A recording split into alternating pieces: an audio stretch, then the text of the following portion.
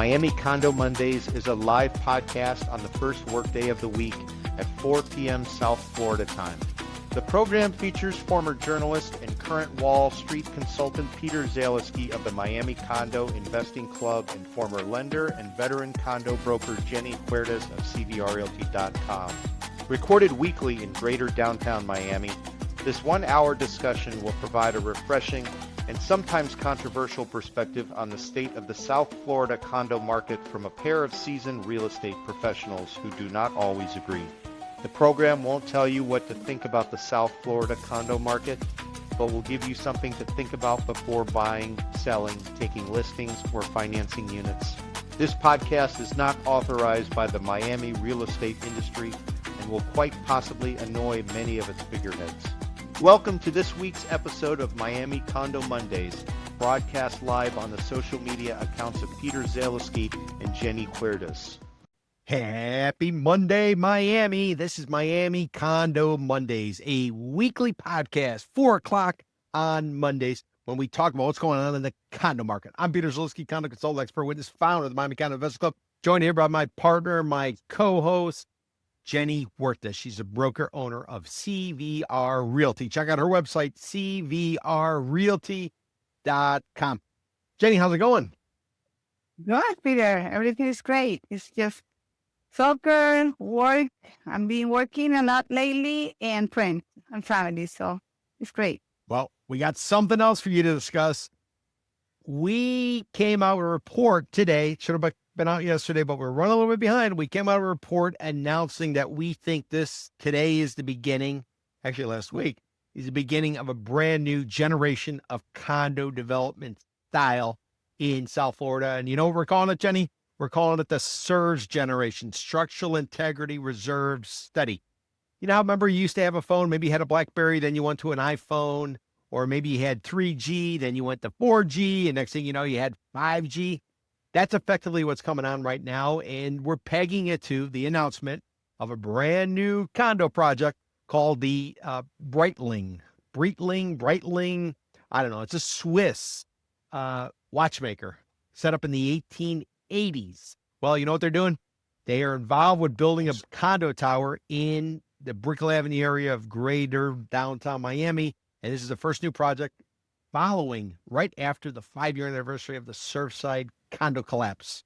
Why is that important? Why is that critical? Well, because after that tower went down, nearly 100 people died. $1 billion settlement was paid out to the families of the victims. Legislature made a bunch of changes to try to ensure that going forward, condos would be safe. All of the inspections were supposed to be done by the end of 2024. 2025 is actually when they finished, from what I hear, most of them. Then 2026, the funding sources had to be secured. They had to be put in place to actually repair the stuff. So we're basically at the moment of reckoning right now, John, where they're fixing up what was happening before. And it's going to take a couple of years to get through. But really, what happens with this Breitling, and I should know it, and anybody watching, you go ahead and let me know. I keep wanting to say Brightline, but it's Breitling or Breitling. But this new tower, this is the first one announced basically since what we're calling after Surfside. So everything until 5-year anniversary of Surfside, we're saying before Surfside, and everything after the 5-year anniversary is after Surfside.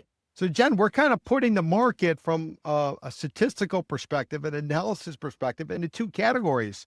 So you got before Surfside and you got after Surfside. And before Surfside, you got 2 additional categories. You got modern, which is between 1 and 29 years. And you got vintage, which is 30 years old or older. It's all pegged to mandatory studies that are now required to be done by licensed architects, licensed engineers every 10 years, called a Structural Integrity Reserve Study, or a SIRS, hence the name SIRS generation. And in a year 30, you got to do a building. You got to do a milestone inspection, which is a roll up the sleeves, in-depth study that typically leads to big special assessments based on our guesstimate, $25,000 for a building up to 4 stories. That's per unit. $65,000 per unit for a building between 5 and 14 stories, and $100,000 a unit for a building 15 stories or more. Those are vintage condos. That's all in the before Surfside. The after Surfside, sky's the limit, and Breitling Tower going up on Brickell in the Brickell Avenue area is the first. So Jen, this is the dawn of what we think is a brand new generation of condo development that's going to be occurring in South Florida. Wow. So meaning that all these condos that were developed just after Surfside or Star fails or all that, they needed to add the language to their regulations and all that, and that's the reason why this one is definitely the first one that you can call it SIRS, new development. Yeah, like a SIRS generation. The best way to think about it is almost like you would think like 4G, 5G phone. This is a brand new way. The last time we had one of these was, I would argue, in 2002, and that's because competition forced developers to upgrade their quality.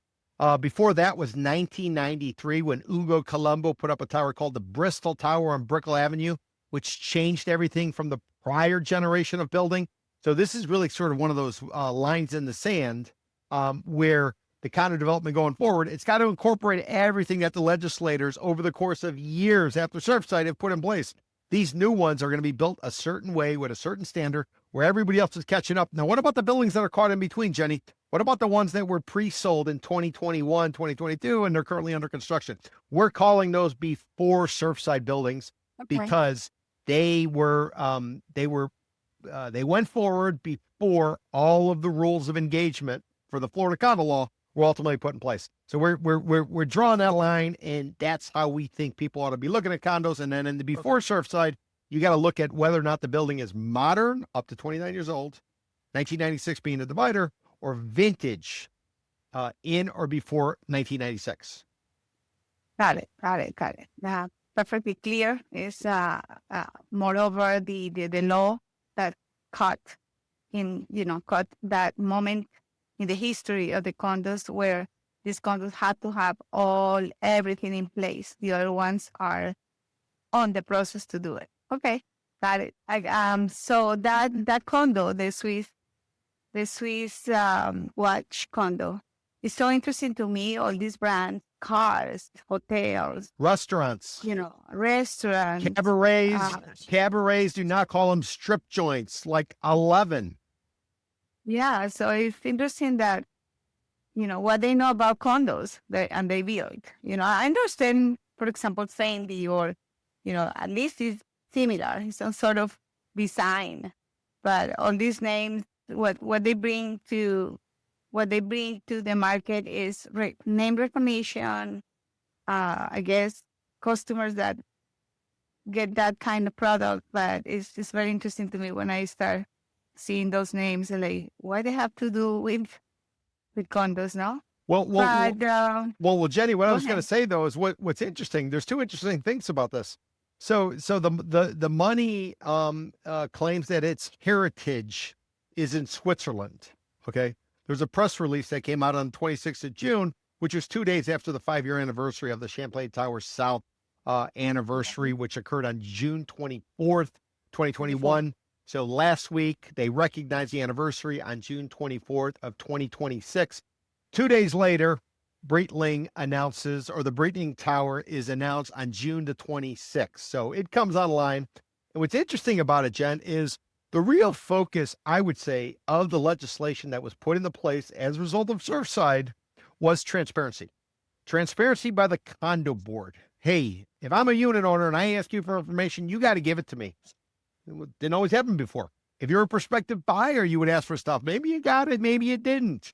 Transparency is a big issue now. Condo board members, Jen, they could be facing third-degree felony charges for obscuring that or ignoring those requests or not providing the information. So transparency is important. The other part is the inspections, Jen. Every 10 years, you got to do a structural integrity reserve study, or a SIRS, hence SIRS generation. Year 30, you got to do a milestone inspection. Again, inspection. And what happens with those inspections? They have to be shared with unit owners. They have to be shared with prospective buyers. They ought to be shared with the public, but that'll be the next step. And that's what we're really hoping for with the Condo Ratings Agency, which we're going to be launching in November.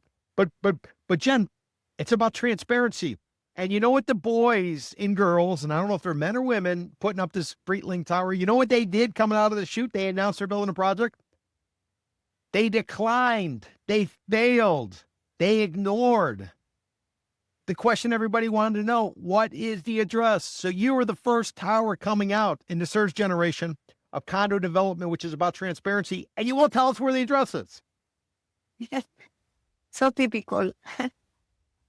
But that gives a lot of, space to start thinking, and doubting and speculating. It may be taking the, Mercedes-Benz side or legacy side or, supposedly, very high. supposedly, according to the press release, the property was already acquired last year or something. Who's to say? But it's being done by a developer. I'm not necessarily sure about the track record, and I have a rule, Jenny. My rule is if you haven't built 3 condo projects in South Florida, if you haven't gotten basically, run through the mill, like the Brazilian developer once told me, not about how much you make in Miami, it's about how much you leave with because of the process. But if you haven't built 3 projects in South Florida, condo projects, yeah, I think it's real tough sledding. Think of it this way. You got a Cheshire cat living in a mansion, looking out on the street at all the alley cats. And one day the owner gets foreclosed and that Cheshire cat gets thrown out into the alley and now it's got a scrap. That's what 3 deals will do. It'll turn a developer. It'll help them understand the marketplace. And the history of this particular developer, I'm sure they built it elsewhere, but I always say you got to do it in South Florida because this is a very unique place. Jenny, we do condos in South Florida, the equivalent, I would argue, for the United States, the same way Silicon Valley does technology. We're a laboratory for condominiums. A lot of new people come here all the time, and it doesn't always end well. Who knows? Maybe these guys got enough money. Maybe these women know what the hell they're doing. Who's to say? But the first opening shot is to announce you're building a project. You're saying it's 70 stories, 300 units, and you won't tell us where it is. Okay. We definitely figure that out by the next week. Or discuss it. Because I'm just curious where this site is, I'm just start thinking about places that I saw open or they're not doing very well or anything like that. So that'd be great to see what is exactly located. You said that it's in Brickell? It's supposed to be it's supposed to be in the Brickell Avenue area of Greater Downtown Miami. So it'll be between the Bay, I-95. It'll be Eddie Rickenbacker Causeway north of the Miami River. Hemmed in somewhere right over there. And of course, it said it's walking and it's luxury and, all the usual. Jenny, another interesting tidbit. About 9 months ago, I did a report. Report was based on an investment bank out of Switzerland. Really? Yes, right. And the name of the investment bank is called UBS. UBS. Jenny, for the second straight year, UBS's study has deemed Miami the riskiest residential real estate market in all the land, all the world. Miami came in number 1. Again, we're the riskiest market according to a Swiss-based investment bank called UBS. This group that's going forward has a Swiss watch brand and is somehow related to the brand, and it's a Swiss developer.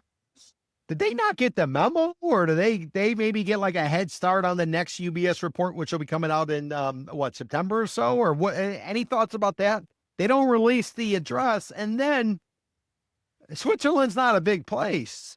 How do they not see the UBS report talking about the bubble? Any thoughts about that? Yeah, well, money. If there is enough money, you make it. Because the risk for them is lower than the exposure for buyers. And when you say when we had the most riskiest market in the world. They call it the bubble index, the global residential real estate bubble index. Miami's number 1. Yeah, I believe it. At the end of the day, the exposure is for the buyer, not always for the developer. And they have enough people to launch the project, and with 50% deposits, they don't even really need the bank. So they're in better position than the public. That is for sure.